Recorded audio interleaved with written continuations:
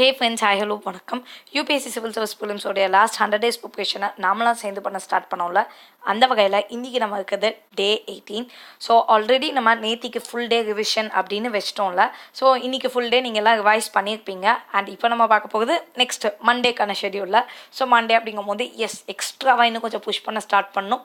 And இனிமேல் கொஞ்சம் ஃபாஸ்ட்டாக நம்ம மூவ் பண்ண ஸ்டார்ட் பண்ணலாம். ஓகே, ஸோ ரிவிஷன் முடிச்சதுக்கப்புறம் உங்களுக்கு கண்டிப்பாக குட்டி கான்ஃபிடன்ஸ் வந்திருக்கும்னு நான் நினைக்கிறேன். அண்ட் எவ்வளோ படிச்சிருக்கோம் அப்படிங்கிற ஐடியா உங்களுக்கு டெஃபினட்டாக இருக்கும். ஸோ இல்லை படித்தது ரொம்ப கம்மியாக இருக்கே அப்படின்னு கண்டிப்பாக பயப்படாதீங்க. ஒரு பிரச்சனையும் இல்லை, கண்டிப்பாக நம்ம முடிச்சுக்கலாம். Don't worry. Okay, so we still have time. And கண்டிப்பாக மூவ் பண்ணிட்டே இருந்தோம் அப்படின்னா ஒன் பாயிண்ட் ஆஃப் டைமில் நம்ம முடிச்சிட்டோம் அப்படின்னு சொல்லி ஃபுல் டைம் ரிவிஷன் கூட ஆரம்பிச்சிக்கலாம். So let's begin. ஃபர்ஸ்ட், இப்போது ஆல்ரெடி நம்ம என்சிஆர்டிஸை 1, 2 அப்படின்னு ஒரு சப்ஜெக்ட்ஸ் வச்சு பார்த்தோம். அதே மாதிரி 3, 4னு பார்த்தோமா. இப்போ என்ன பண்ணுறீங்க, அதை மிக்ஸ் பண்ணுறீங்க. ஸோ இப்போ சப்ஜெக்ட் 1யும் சப்ஜெக்ட் 3யவும் இப்போ படிக்க போகும். ஓகே, ஸோ சப்ஜெக்ட் 1ல் ஏதாவது ஒரு என்சிஆர்டி எடுத்துக்கோங்க, சப்ஜெக்ட் 3ல் ஏதாவது ஒரு என்சிஆர்டி எடுத்துக்கோங்க. இப்போ மேக்ஸிமம் நீங்கள் 6th, 7th, 8th இந்த ரேஞ்சில் தான் படிச்சுட்டு இருப்பீங்க அப்படின்னு நான் நம்புகிறேன். ஸோ ஏதோ ஒரு என்சிஆர்டி எடுத்து ஹாஃப் புக் அகைன் படிச்சுருங்க. ஹாஃப் புக்காக எவ்வளோ கஷ்டம் தெரியுமா அப்படின்னு பல பேர் என்கிட்ட கேட்டீங்க. கரெக்டு தான், பட் டோன்ட் வரி, நம்ம ரிவைஸ் தான் பண்ணுறோம். ஸோ உங்களால் எவ்வளோ முடியுமோ அவ்வளோ நல்லா படிச்சுக்கோங்க. எப்பயுமே பர்ஃபெக்டாக படிக்கணும் அப்படிங்கிறதுலாம் ஒன்றுமே கிடையாது, பட் படிக்கணும். ஓகே, ஸோ அதனால் ஜஸ்ட்டு நீங்கள் எல்லா பேஜும் வாசிச்சாவது விட்டுருங்க. அதை முடியாது அப்படின்னா அவ்வளோ நம்மளால் ஒன்றும் பண்ண முடியாது, டைம் இருக்குது. ஸோ முடிஞ்ச வரைக்கும் ஃபாஸ்ட்டாக பண்ணுங்கள். மேபி 1/2 hour to 1 hour அது மாதிரி ஒரு லெசனுக்கு ஆனால் கூட மிஞ்சி போனால் 1/2 hourனு வச்சாலும் 2 hours ஆகும். 4 லெசனுக்கு மேலே கண்டிப்பாக ஹாஃப் புக் அப்படின்னா 4 லெசன் இல்லை 5 லெசன் இருக்கும், அவ்வளோதான். ஸோ 2 hours ஆச்சுனாலும் கவலைப்படாதீங்க. So morning 2 hours, evening 2 hours, அவ்வளோதான். ஸோ என்சிஆர்டியே படிச்சுருங்க. நம்ம ஸ்டாண்டர்ட் சோர்ஸ் ஆஃப் புக்கும் தனியாக படிப்போம். அதனால் நீங்கள் ரொம்ப நம்ம எங்கேயாவது விட்டுட்டோம்னு பயப்படாதீங்க. அண்ட் ரிவிஷன் கண்டிப்பாக இருக்கும். ஸோ அதனால் படிக்கிறத மட்டும் கொஞ்சம் தெளிவாக படிச்சுக்கோங்க. ஓகே, இதெல்லாம் படிச்சிருக்கோம் அப்படின்னு. அண்ட் பிட்டாக வச்சுக்காதீங்க. ஒரு லெசன் ஸ்டார்ட் பண்ணால் முடிச்சுருங்க. ஏன்னா நமக்கு இந்த லெசனில் பாதி படிச்சிருப்போம், அடுத்த லெசனில் பாதி படிச்சிருப்போம்.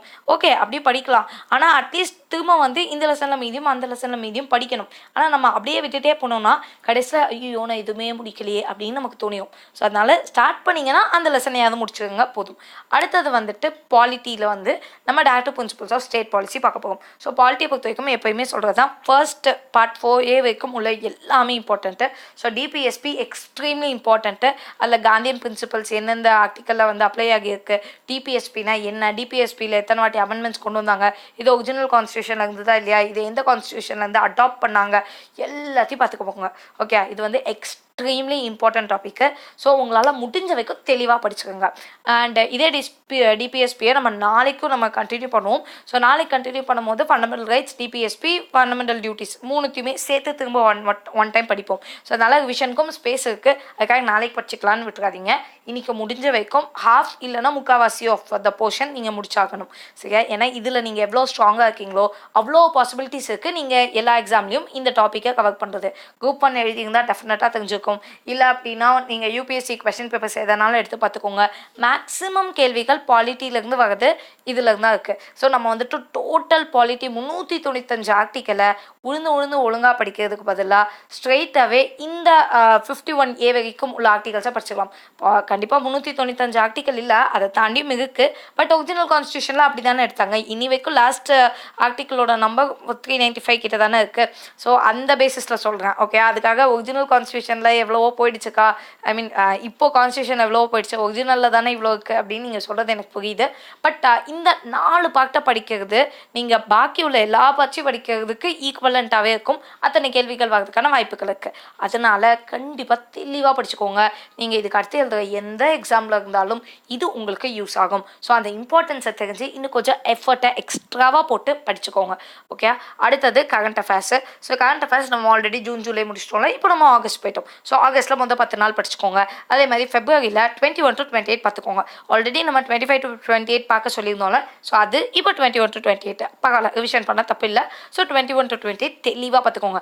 இந்த ஜானுக்கு அப்புறம் உள்ள கரண்ட் அஃபேர்ஸை இன்னுமே தெளிவாக பார்த்துக்கலாம். ஏன்னா நம்மளோட ஐடியாலஜி எப்படி இருக்குது தெரியுமா? ஓகே, ஜானுக்கு அப்புறம் உள்ளதெல்லாம் பெருசாக வராது, நம்ம அந்த ஜூன் டு டிசம்பருக்கு நல்லா படிச்சுட்டே இருப்போம், கான்சன்ட்ரேட் பண்ணிட்டே இருப்போம். இந்த ஜனவரிக்கு அப்புறம் நிறைய பேர் படிக்கணும்னு சொல்லி கரண்ட் அஃபேர்ஸை விட்டுருவோம். ஸோ அந்த தப்பெல்லாம் நம்ம பண்ணக்கூடாது. முடிஞ்ச வரைக்கும் 1 1 இயர் ஆஃப் கரண்ட் அஃபேர்ஸை கம்ப்ளீட்டாக நம்ம முடிக்கணும். ஸோ அதனால அதை மட்டும் பார்த்துக்கோங்க. அடுத்தது மேப் ரீடிங்கை பொறுத்த வரைக்கும் major seas of the world with their locations பார்த்துக்கோங்க. மேஜர் சி அப்படின்னா ஒன்றும் இல்லை, உங்களோட வேர்ல்டு மேப்பை எடுத்துக்கோங்க. இதில் எங்கே இம்பார்ட்டண்ட்டான சி இருக்குது உங்களுக்கே தெரியும். மெடிட்ரேனியன் சி, ரெட் சி, அதுக்கப்புறம் காஸ்பியன் சி, பிளாக் சி, இந்த மாதிரிலாம் இருக்குல்ல. ஜஸ்ட் கண்ணால் பாருங்க. நீங்கள் எதுவுமே படிக்கலாம் வேணாம், எதுவும் உங்கள் மண்டைக்குள்ளே போக தேவையில்லை. ஜஸ்ட் கண்ணால் ஓ இங்கே இருக்குது, இங்கே இந்த சி இருக்குது அப்படின்னு உங்கள் கண்ணில் மேப்பில் எந்தெந்த சி தெரியுதோ அதை நீங்களே பார்க்குங்க. சும்மா லிஸ்ட்டு போட்டால் நிறைய லிஸ்ட்லாம் கிடைக்கும், அந்த லிஸ்ட்டில் பார்க்கக்கூடாது, நீங்களாக பார்க்கணும். ஓகே, அது மட்டும் ஞாபகம் வச்சுக்கோங்க. இதுக்கு அடுத்து இந்த சியிலேருந்து நிறைய கேள்விகளை நான் உங்களுக்கு சொல்லுவேன், நிறைய பெர்ஸ்பெக்டிவ்ஸ் கொடுப்பேன். அதை தான் அடுத்த மேப் ரீடிங்லாம் நம்ம பண்ண போகிறோம். பட் இப்போதைக்கு இந்த சியை தெளிவாக பார்க்குங்க. நம்ம எப்பயுமே இதுக்கு மேலே மேப் என்ன பண்ண போகிறோம்னா 2 பார்ட்ஸாக பார்க்க போவோம். ஒன்று வேர்ல்டு மேப், இன்னொன்று இந்தியா மேப். ஏன்னா எடுத்து பார்த்தா தான் கொஞ்சம் நம்மளால் சேஃப் அண்ட் செக்யூர் சைடாக இருக்க முடியும். ஸோ அதனால வேர்ல்டு மேப்பில் இதை பார்த்துக்கிறீங்களா. இந்தியா மேப்பில் என்ன பார்க்குறீங்கன்னா ஸ்டேட் வைஸாக நம்ம போகிறோம். ஸோ ஸ்டேட் மொத்தம் எத்தனை இருக்குது? 29 ஸ்டேட்ஸ் தானே இருக்குது.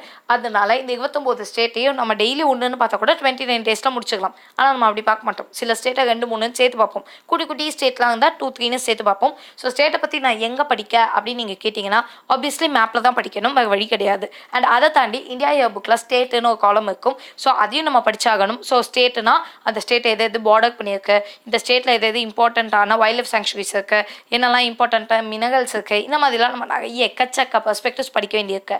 டோன்ட் வரி, நான் இந்தியா இயர் புக்கில் உள்ளதை மேக்ஸிமம் கவர் பண்ணுறதுக்கு ட்ரை பண்ணுறேன். ஸோ அதுவும் இல்லை அப்படின்னாலும் இந்த ஸ்டேட்ஸை கொஞ்சம் நீங்களாகவும் கொஞ்சம் தெளிவாக படிச்சுக்கோங்க. ஓகேயா. ஸோ அதனால் ஸ்டேட்டில் தமிழ்நாடை ஃபஸ்ட்டு எடுத்துக்கலாம். ஏன்னா நம்ம நாடில் நம்ம ஆப்வியஸ்லி எப்பயுமே சின்ன வயசுலேருந்தே நமக்கே நிறைய ஊர்கள் தெரியும். டிஸ்ட்ரிக்ஸ்லாம் எந்த பேர் சொன்னாலும் உங்களுக்கு ஒரு ஐடியா வச்சுருக்கோம். ஓகே, இந்த டிஸ்ட்ரிக்ட் ராமநாதபுரம்னா ஓகேப்பா சவுத் ஈஸ்ட்டில் இருக்குது, இல்லை தூத்துக்குடி அப்படின்னா அது ராமநாதபுரத்துக்கு கீழே இருக்குது, இவ்வளோவாச்சும் உங்களால் யோசிக்க முடியும்ல. ஸோ அதனால நம்ம தமிழ்நாட்டில் இருந்தே எடுத்துக்கலாம். ஸோ உங்களுக்கு இப்போ மேஜராக இங்கே என்னென்ன நேஷனல் பார்க் இருக்குது, என்னென்ன வைல்ட் லைஃப் சாங்சுரிஸ் இருக்குது, என்னென்ன பயோஸ்பியர் ரிசர்வ்ஸ் இருக்குது, இதோட டாலஸ்ட் பாயிண்ட் என்ன, ஸோ தொட்டபெட்டாவில் உங்களுக்கு தெரிஞ்சுக்கோங்க. ஸோ அந்த மாதிரியான பெர்ஸ்பெக்டிவ்ஸ் பார்த்துக்கோங்க. ஓகேயா. ஸோ இது நம்ம ஸ்டேட் வைஸ் பார்க்க போவோம். அதுவும் மேப் தான். Okay. Next art and culture. Art and கல்ச்சரை பொறுத்த வரைக்கும் நம்ம இதுக்கு மேலே கொஞ்சம் இம்பார்ட்டண்ட்டாக படிக்க போவோம். ஏன்னா எங்கே இம்பார்ட்டன்ட் டாபிக் ஏரியாஸ் இருக்கோ அதெல்லாம் தெளிவாக பார்த்துக்கலாம்.